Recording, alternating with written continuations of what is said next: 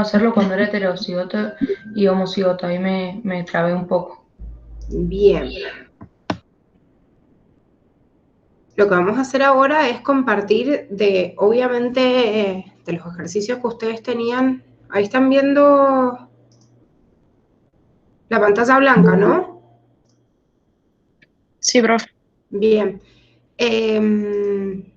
Si ustedes se fijan en las primeras preguntas, en realidad las primeras preguntas eran como más teóricas, ¿sí? Desde el punto 5 es en donde ustedes tenían que empezar a hacer ejercitación. Entonces, primero quiero saber cómo les quedó el 5 y ahí vemos el segundo, que el 6 también tiene que ver obviamente con una parte práctica.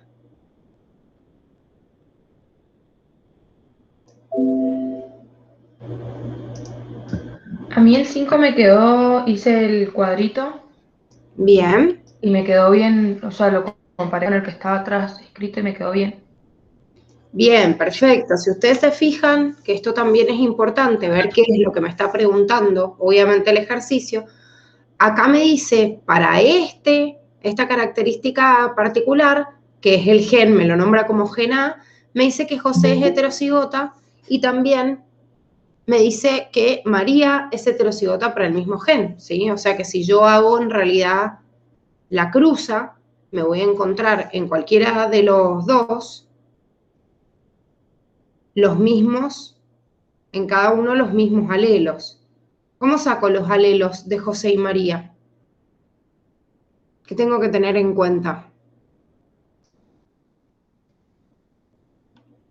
Y que son heterocigotas para los Bien, si dos. son heterocigotas quiere decir que un individuo, si bien yo sé que por meiosis desde un organismo yo formo 4 gametas, la realidad es que José o María van a formar, en realidad sabemos después que las mujeres tienen 4 posibilidades, pero solo uno se convierte en óvulo, pero en realidad tienen estos 2 alelos para este solo gen, pero en realidad tienen la posibilidad de combinarse de otra manera para formar 4 gametas distintas. Entonces la realidad es que si yo quisiera hacer todas las posibilidades, podría ser 4, pero como tengo 2 alelos para este gen nada más, y bueno, yo tengo la posibilidad de que José o María tengan nada más 2 posibilidades de gameta, o tienen la A mayúscula o la A minúscula, y lo mismo me pasa con María. Entonces en el tablero de Punnett lo que hago es ubicarlo de esta manera.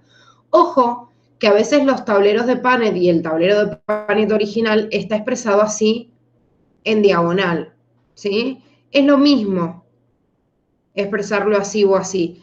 La verdad es que generalmente la gente se siente más cómoda en la resolución de un cuadrito de doble entrada. No quiere decir que a todos les pase lo mismo, pero generalmente se confunden menos, porque estamos más acostumbrados a hacer esto, ¿ven? Uno así, ¿sí? Uno esta letra con esta en este cuadro y así hacemos la cruza como de una forma más cuadrada, que nuestra cabeza se ha acostumbrado a trabajar cuadrada. Acá tenemos que unir así, en diagonal, y esta ya cuando tienen que unir es así, con esta ya se empiezan a confundir. Entonces, es lo mismo, pero lo que yo tengo que hacer es el cruzamiento así, en diagonal, en vez de ahora en línea recta, en diagonal en cada uno. La realidad es que el tablero de Punnett tiene esta forma original y me ayuda a entender esta proporción de la cual me hablaba Mendel. Vieron que cuando en la primera generación, cuando hacemos la primera cruza, genotípicamente hablamos de la proporción 1, 2, 1. Este 1, 2, 1 se entiende con este tablero de Punnett, porque fíjense que nombramos en líneas así lo que va ocurriendo. Acá veo uno solo, que es un homocigoto dominante, acá veo los heterocigotas bien ordenaditos, y acá veo los homocigotas recesivos. Entonces, la verdad es que esta disposición del tablero de Punnett original me ayuda a entender eso. Pero para nosotros es más fácil resolver de esta manera. Bien, ahora dice la pregunta, dice, ¿qué probabilidad habrá de que un hijo de ambos sea homocigota recesivo para esa característica? ¿Cómo contesto entonces esta pregunta? Yo le puse como que había Un uno, porcentaje, profe. Se superpusieron las dos, perdón, no las escuché. Julie, no sé qué dijiste. Yo lo puse con porcentaje. Bien, ¿qué pusiste?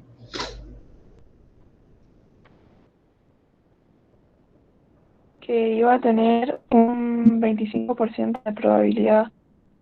Perfecto. Más allá de la cruza que yo haga acá, y que está bien que lo hayas puesto como un porcentaje porque te pregunta la probabilidad, yo hago el tablero de Punnett, pero después contesto la pregunta. O sea, hago la cruza porque me está diciendo qué probabilidad en la cruza de los dos. Bueno, obviamente tengo que hacer la cruza. Me dice qué probabilidad hay de que ambos tengan un hijo homocigota recesivo. Y esta es la respuesta nada más. O sea, esta, que quiere decir el 25%. 25% o un cuarto, que también es otra forma de expresarlo en forma de fracción, sería la respuesta para esta pregunta, digamos, la opción B. Bien, ahora vamos al 6. En el 6 me dice, bueno, vamos a poner primero los genotipos. En este caso, dice, Juana es homocigota para el gen A y su esposo es heterocigota, homocigota para A y su esposa es heterocigota para el mismo gen. Bien, entonces, primero me pregunto el genotipo de la misma forma. Y bueno, Juana, si me dice que es homocigota para ese gen, entonces voy a poner 2 veces el mismo, porque me dice gen A y en mayúscula. Pero si el esposo es heterocigota, quiere decir que lo tengo que expresar uno en mayúscula y el otro en minúscula. Después me dice, si Juana está embarazada, ¿cuál será la probabilidad de tener un hijo con el mismo genotipo del padre? Bueno, otra vez, ¿qué tengo que hacer? Hago el tablero, obtengo primero las gametas. Esto es importante. Yo estoy obviando ese paso entendiendo que cuando tengo 2 es más fácil de determinar, pero nunca se olviden. O sea, la forma correcta es colocar a cada progenitor. O sea, yo tengo a Juana y si Juana tiene ese genotipo, entonces los gametos de Juana van a ser cada una de estas posibilidades, porque vamos a ver que en la cruza dihíbrida es un poco más compleja. En cambio, el esposo que tiene ese genotipo heterocigota va a tener como gametos los 2 gametos distintos. O sea, la separación de cada una de estas posibilidades. Eso es lo que pongo en el cuadrito. Entonces voy a tener, fíjense, el 50% de probabilidad de que sea homocigota dominante y el 50% heterocigota. Esto, si ustedes tendrían que responder el genotipo, ¿yo qué digo? Y lo que está escrito en los genes, 50% homocigota dominante, 50% heterocigota. Si tengo que responder el fenotipo de esta situación problemática, digo, el 100% es, no sé acá, me dice para tal gen y no me dice qué es. O sea, tengo que fijarme cuál es el rasgo dominante. Supongamos que ese gen A no me dice de qué es, pero supongamos que ese gen A era, qué sé yo, el color, no sé, el color de ojos o la altura, bueno, lo que fuera. Lo que es dominante es el fenotipo.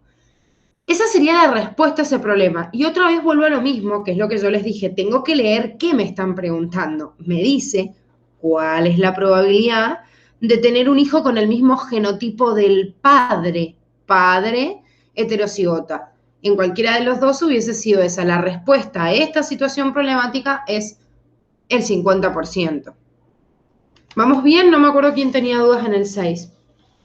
Sí, yo había tenido dudas, pero ya lo entendí. Cuando el profe dice fenotipo, que es el 100% de rasgos dominantes, eso ahí no entendí eso. Porque es Porque el 100%. esto expresa el rasgo dominante y este también. O sea, ¿qué es lo que yo tengo que tener en cuenta cuando hablo de las características en cuanto al genotipo y al fenotipo? Primero que el fenotipo tiene que ser una característica concreta, porque si no, en realidad, el fenotipo es lo que yo veo. Entonces, lo que yo veo, tengo que entenderlo como aquello que se manifiesta en el cuerpo, por ejemplo, de la persona. Si yo tengo, no sé, tomemos como ejemplo la flor de una determinada especie y que tiene la posibilidad, no sé, de ser blanca o ser rosa, Yo no sé cuál de estos dos rasgos domina sobre cuál hasta que no experimente, ¿sí? Pero supongamos que hayamos hecho el experimento entre las dos y el rosa sea dominante. Entonces, cada vez que yo tenga la posibilidad del color de la flor, que es el gen, pero estas son sus variantes alélicas, para estas dos características yo voy a tener tres posibilidades genotípicas. Las tres posibilidades genotípicas me representan la posibilidad de tener dos alelos rosa, uno rosa y uno blanco, o dos blancos. Sin embargo, si dijimos que el rosa domina sobre el blanco, esta flor, ¿cómo se va a ver? Rosa. Rosa. Bien. ¿Y la que es heterocigota? También Rosa. rosa. También se va a ver rosa, ¿sí? Solo esta se va a ver blanca. O sea que en el fenotipo yo tengo dos posibilidades por cada tres posibilidades del genotipo. En el problema o situación anterior me decía 50% de cada uno de estos genotipos. Pero si yo hablo del fenotipo, no sé, no me decía cuál era, pero obviamente va a ser el mismo, porque siempre el homocigota dominante y el heterocigota en fenotipo expresan el dominante. Justamente por eso existe la posibilidad de que yo hable de una cruza de prueba, una retrocruza, para poder averiguar el genotipo de un fenotipo dominante. Bien, ahora quiero hacer algún problemita de la segunda ley para que tengan como modelo. Que no sé quién iba a preguntar algo. Yo, ¿cómo, Sí, yo. cómo sé yo que es homocigota dominante en vez de recesivo la madre? ¿En qué? ¿En ese problema? Sí. Porque me lo dice. Me dice que uno es homocigota para el gen A con mayúscula, como que es dominante. No me dice homocigota para un rasgo, me dice para qué rasgo. Y después me dice que el otro individuo era heterocigota. O sea, es la cruza que me da el problema. Si no, no lo puedo suponer. O sea, no lo puedo adivinar. Es solo con el dato del problema, obviamente. Miren, vamos a hacer una práctica porque esto es lo que más me preocupa de la segunda ley de Mendel en cuando yo tengo una característica determinada. La verdad, ahí están viendo el práctico, siguen viendo la pizarra. No me acuerdo qué compartí.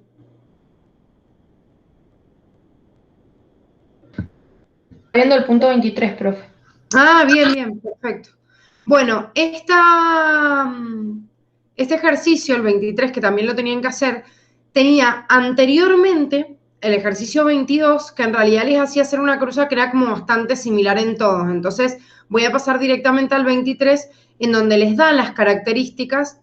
Fíjense que ahí me dice que suponga la autopolinización de una planta heterocigota para ambas características, que son las que me nombraban el 22, y con fenotipo dominante para ambas de las características. O sea que en realidad me está hablando en el punto anterior, que es el punto 22, que cruce a dos individuos, uno homocigota dominante con otro homocigota recesivo, y en este caso, teniendo en cuenta estos datos, se los voy a copiar acá para que se pueda visualizar, estos datos, que son los datos en realidad que estaban en el problema anterior, yo tengo que tener en cuenta esta cruza de dos heterocigotas, ¿sí?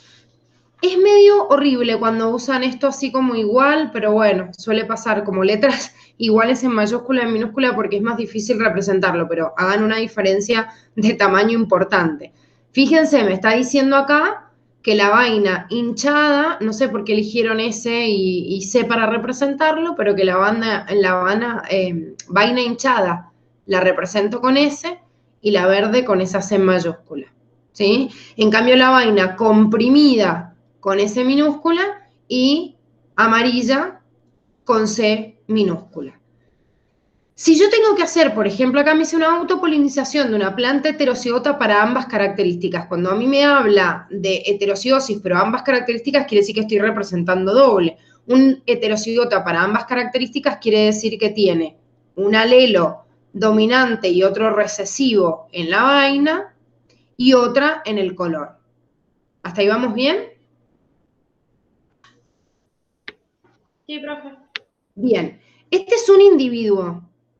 Eso quiere decir, es un individuo dentro de esta cruza que me dice que tiene una autopolinización, o sea que obviamente que el otro va a ser igual. Quiere decir que el paso que estoy haciendo acá se repite en el siguiente. Un individuo que tiene un genotipo para 2 características, cuando yo voy a calcular las gametas, ¿qué voy a hacer? Para ordenarme voy a cruzar siempre la primera con la tercera para formar una gameta. Después, la primera con la cuarta, la segunda con la tercera y la segunda con la cuarta. Chicos, acá no estoy haciendo ningún tipo de entrecruzamiento con el individuo. ¿Qué estoy haciendo acá? Formando gametas. O sea, que lo que estoy haciendo acá es lo que nosotros habíamos visto como crossing over o habíamos visto como el entrecruzamiento y la disgregación o separación al azar que hacemos en la meiosis 1 y en la meiosis 2. Cuando formo gametas, cuando hago esto, que yo les digo junten el primero con el tercero, el primero con el cuarto, se piensan que ya están haciendo algún tipo de cruza. Estoy formando solo las gametas. Sigo dentro de ese mismo individuo. Recién ahí, cuando yo tengo las gametas, si tengo otro individuo que tendría exactamente el mismo genotipo, bueno, quiere decir que va a poder formar exactamente las mismas gametas. Entonces, lo que yo tengo que hacer con estos individuos, así, es después llevarlo a un tablerito de panel. Estas son las gametas. Bien, ¿qué hago en una cruzada híbrida? ¿De cuánto me va a quedar el tablero? Ahora. El tablero de panel, chicos, ¿de cuánto me va a quedar? De 4×4. Bien, eso quiere decir que yo voy a tener una diferencia importante si en realidad voy a tener que hacer una cruza distinta, porque ahí sí es obvio, o sea, si yo voy a tener que cruzar 2 características, entonces, lógicamente, no voy a tener la misma cantidad de posibilidades. Entonces ahora, como tengo 4 gametas distintas en esta cruzada híbrida mendeliana, lo que yo tengo que hacer es colocar mis 4 gametas recién formadas en la posición de cada una, obviamente, de este tablero. A ver, las ordenamos, estoy escribiendo cualquier cosa. Las ordenamos en base a como las hicimos recién, ¿sí? 2 mayúsculas, que era la primera, digamos, combinación que habíamos hecho. Después dijimos que esa primera la combinábamos con la segunda. Después la tercera con la cuarta. Y las últimas 2. ¿Tiene alguna influencia que ustedes esto lo hagan distinto? No, chicos. O sea, pueden invertir las gametas. ¿Qué es lo importante?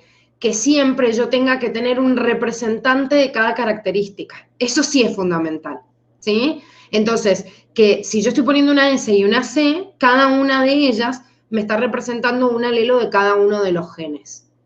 Bien, ahora, si nos fijamos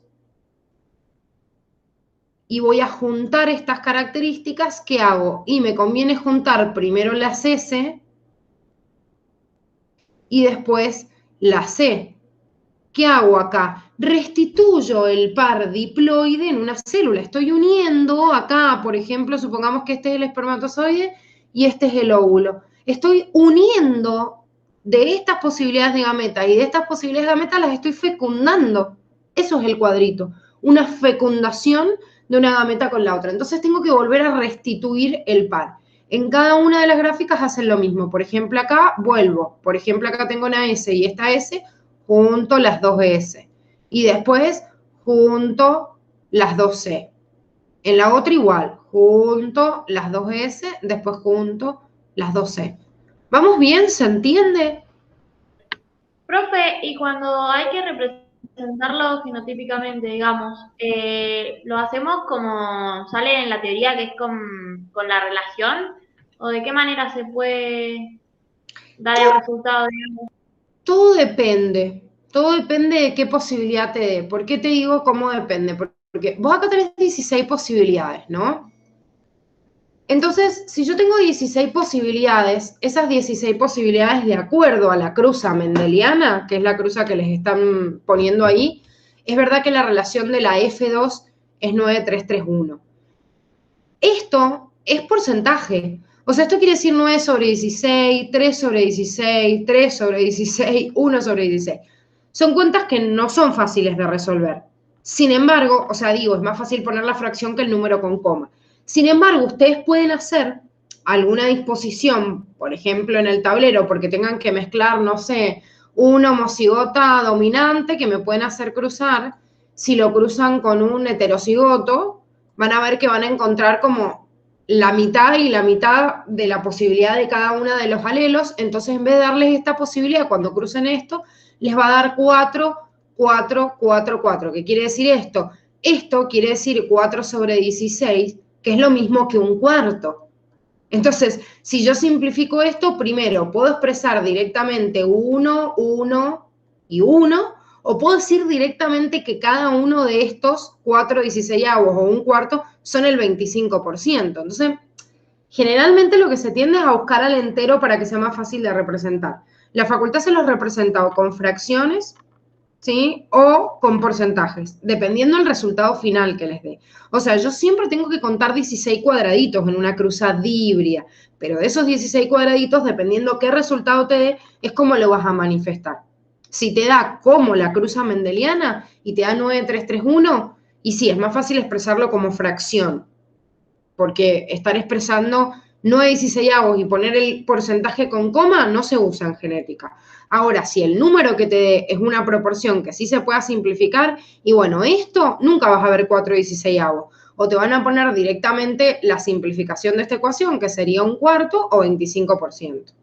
O si lo representas todo junto, es relación 1, 1, 1, 1. Esto está en el cuadernillo, chicos, la cruza de prueba.